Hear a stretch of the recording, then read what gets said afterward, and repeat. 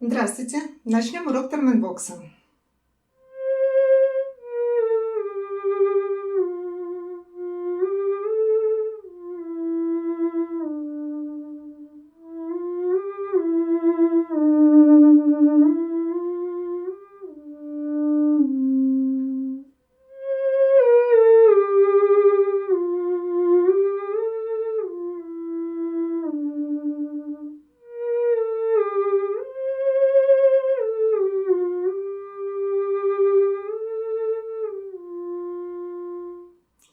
Для начала поставим инструмент таким образом, чтобы ничего не мешало работе его антенн.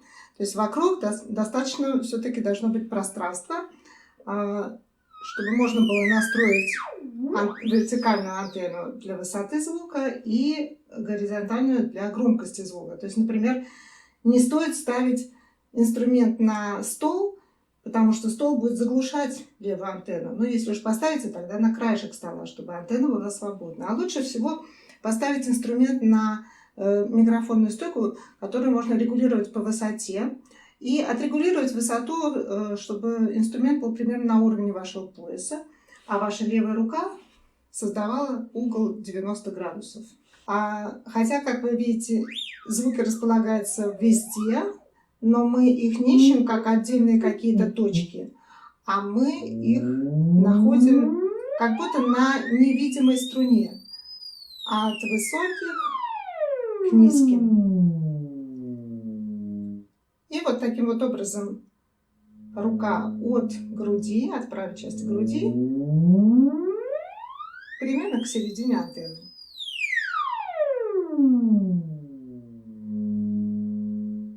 Находить ноты мы будем исключительно музыкальным слухом, поэтому мы должны хорошо себя слышать. Динамик должен быть близко и направлен на наше ухо. Ну и как, собственно, стоять? Лучше всего стоять или симметрично, или чуть-чуть влево от симметрии. Причем ноги чуть-чуть расставить, и правую лучше подвинуть чуть вперед, чтобы была стабильность при вот таком движении корпуса к более высокому регистру, или к среднему, или к низкому.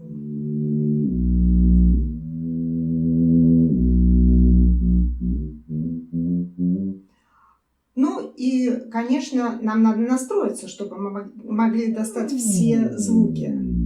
Все звуки должны располагаться примерно на вытянутой руке перед нами, но не дальше, чем наша левая рука. То есть сзади это уже не имеет смысла.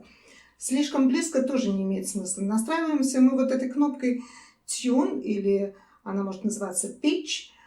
Когда будете настраиваться, слушайте, дайте чуть-чуть звук и слушайте, как вы настраиваете, насколько и в какую сторону. То есть если у вас настройка кончается слишком рано, да, то есть здесь уже нулевые биения, нам это слишком маленькое расстояние, нам надо его растянуть. Мы его растягиваем и постараемся добиться нулевых биений, ну, примерно где-то на уровне нашего плеча. И таким образом теперь можно понаходить ноты. Находим ноты именно вот на этой невидимой струне, скажем так. То есть мы будем ползти и останавливаться на той ноте, которая нам нужна. Например, нота до. Вот мы ползем. Попробуем другую.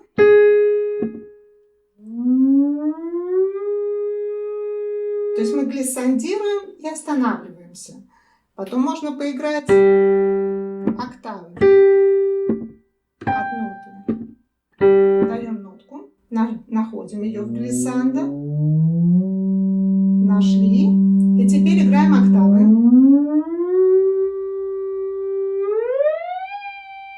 Можно еще одну. И обратно.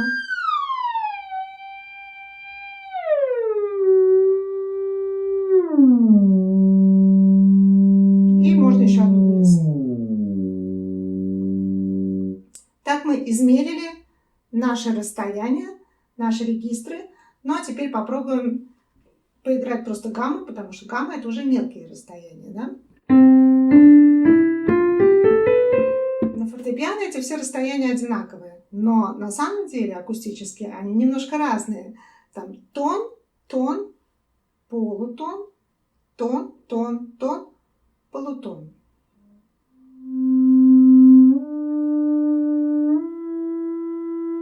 Полутон. И опять полутон.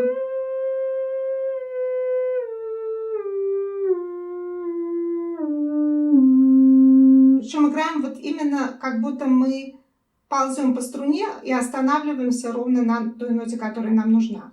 Мы их не разделяем, мы играем все на одном положении левой руки.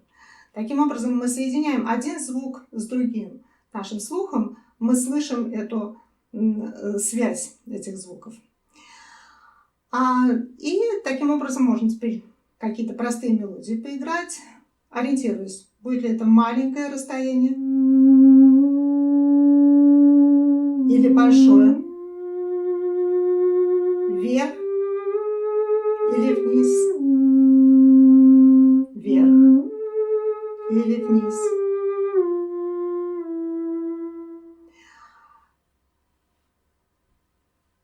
Для того, чтобы играть быстрее между нотами, перемещать руку быстрее, лучше пользоваться пальцевой техникой.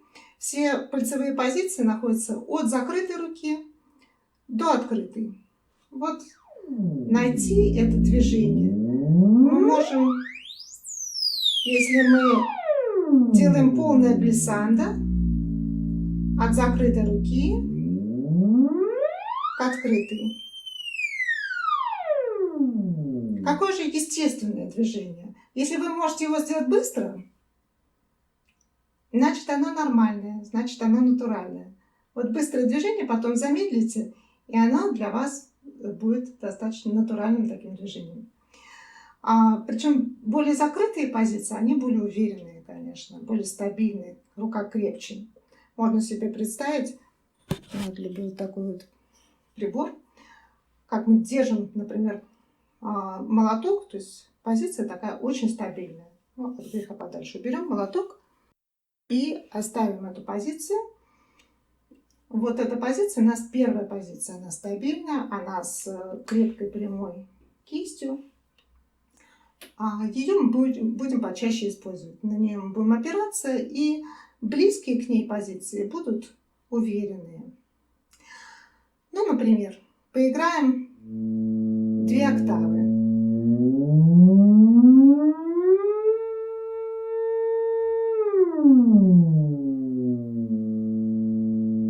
А потом одну октаву.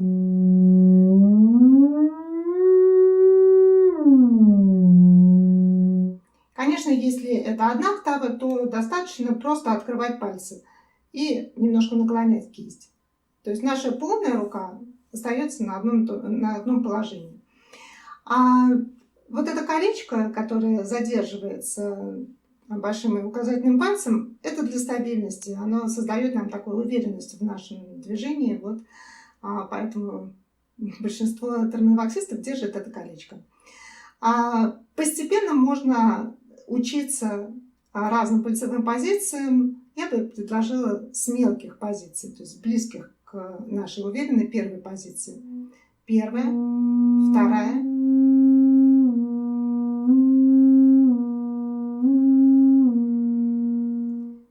Теперь первая, вторая, третья.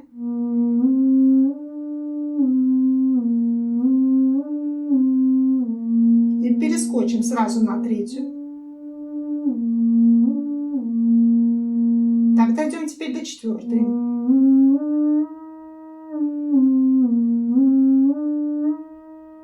И попрыгаем. 1-я, 4-я. Теперь до 5-й.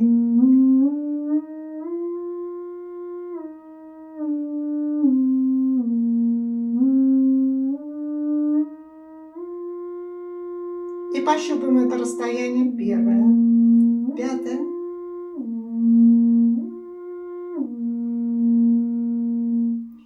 Теперь мы сможем использовать пальцевые позиции, когда будем играть мелодию.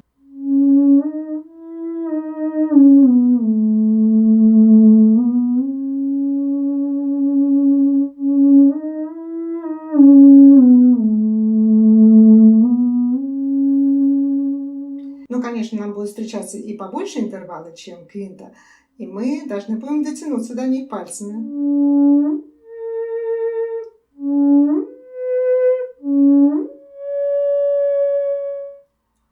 Очень удобно, если настроить инструмент таким образом, чтобы октава укладывалась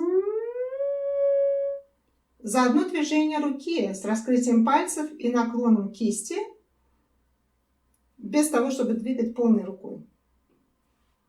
Если у вас октава не умещается или наоборот она слишком широкая, вы можете подстроить и сделать более удобную настройку. Все инструменты разные, и на некоторых инструментах расстояние между интервалами в разных регистрах довольно-таки похоже, но в других оно сильно разное.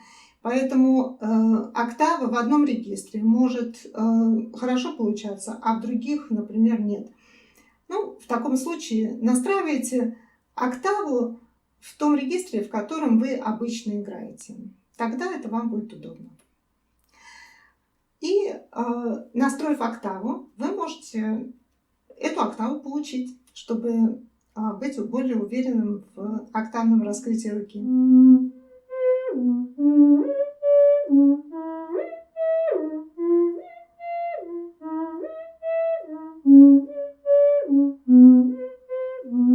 Теперь можно поиграть, например, арпеджио, соответственно, останавливаясь на промежуточных ступенях внутри октавы.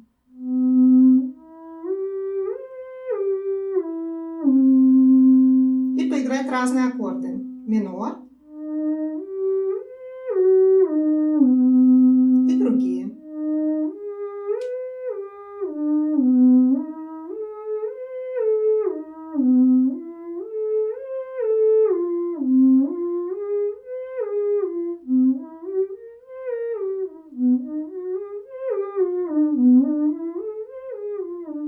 Кто во что гораст. И, конечно, можно, например, гамму поиграть, который тоже хорошо укладывается в одну октаву. И мелодии, используя эту технику.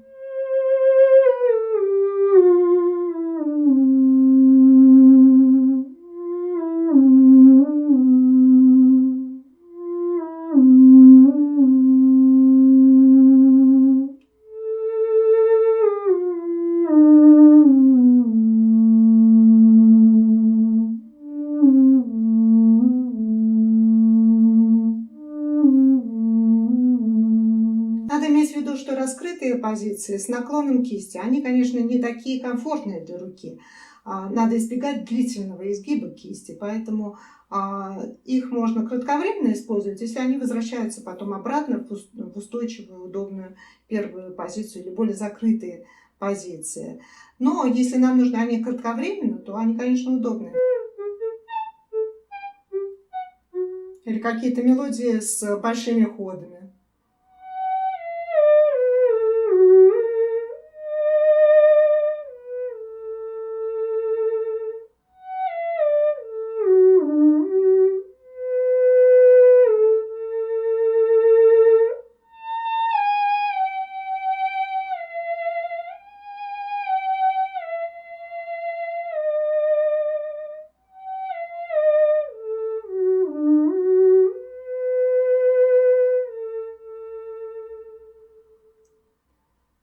И перейдем к левой руке.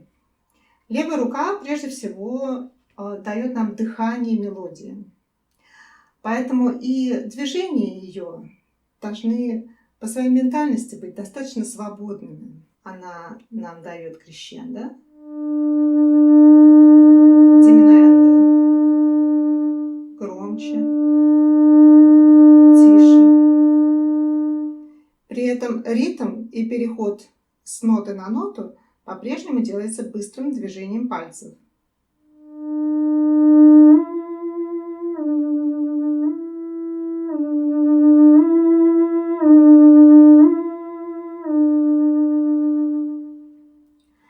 А внутри большого движения могут быть маленькие движения кистью. Причем кисть от опущенной до прямой.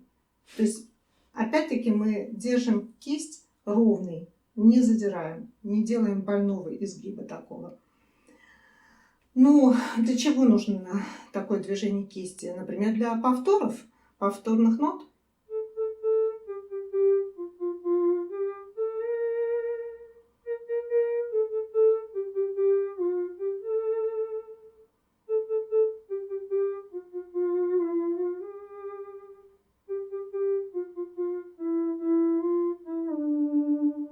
Для стаккато, для каких-то острых нот, для акцентов.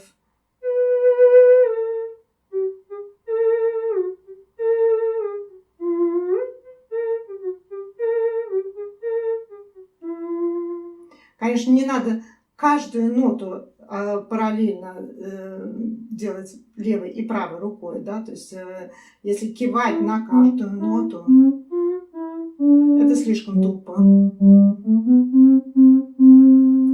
Лучше сочетать, в особенности, если, например, повторяющиеся ноты в какой-то лирической мелодии, тогда эти движения кисти будут находиться внутри большого движения выразительности крещендо или дiminuendo.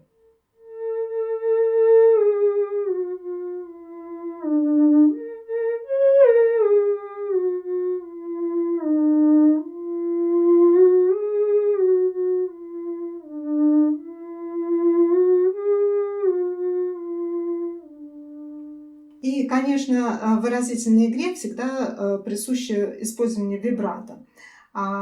Вибрато должно быть разнообразным, оно должно соответствовать стилю, оно должно поддержано быть громкостью, которая левой рукой подается. И, конечно, оно не должно использоваться на каждой ноте.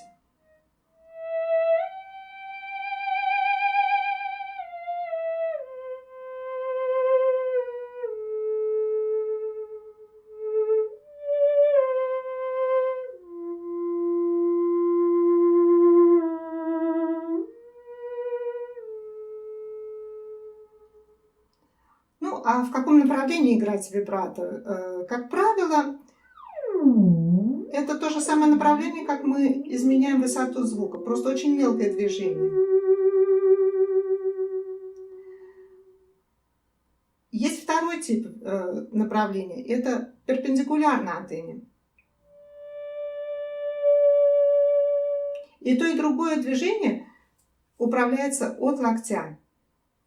Ни в коем случае не от кисти, потому что движение от кисти, оно такое плохо управляемое.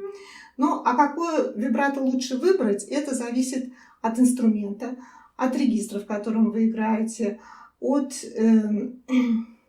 даже от вашего тела. Ну, например, если мы играем, скажем, в виолончельном регистре, например, на старом инструменте, да и вот на моем инструменте очень удобно использовать вибрато в направлении антенны.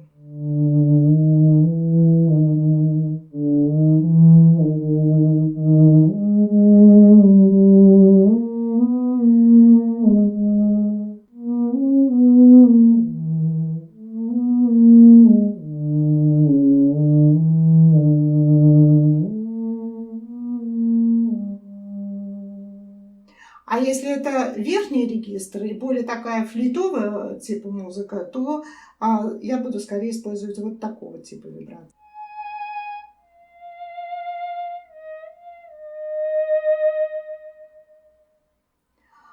Конечно, все инструменты разные, и все исполнители разные. Кто-то потолще, кто-то повыше, у кого-то большой живот, у кого-то гибкие длинные пальцы. И поэтому наши движения могут выглядеть по-разному. Старайтесь думать о том, чтобы не пережимать какие-то части тела, не перегибать слишком долго, не держать наклонной куда-то голову или скребленными ваши кисти. Есть очень хорошая еще методика играть сидя. Конечно, положение сидя более уверенное, более устойчивое. У вас 3 точки опоры. Лучше использовать высокий стул или, например, опираться на угол стола, а не сидеть на обычном стуле, потому что на обычном стуле у вас колени будут слишком близко к инструменту, это будет мешать игре. И вообще все центры тяжести в такой вот сидячей позиции, они немножко другие, чем когда мы играем стоя. Ну, в частности, например, раскрытие пальцев. Оно не подразумевает такого сильного изгиба кисти, поэтому это тоже более комфортно. Более удобно играть поперечные вибрато.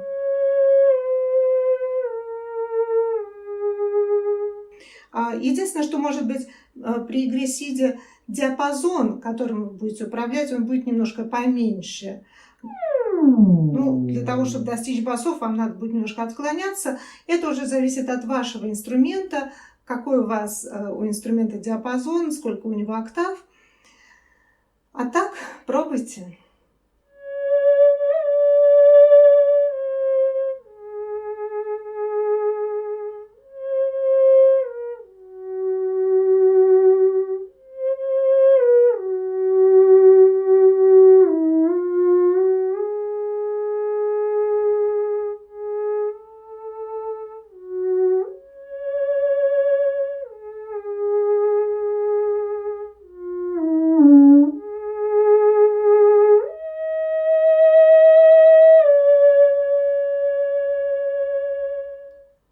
Урок закончен.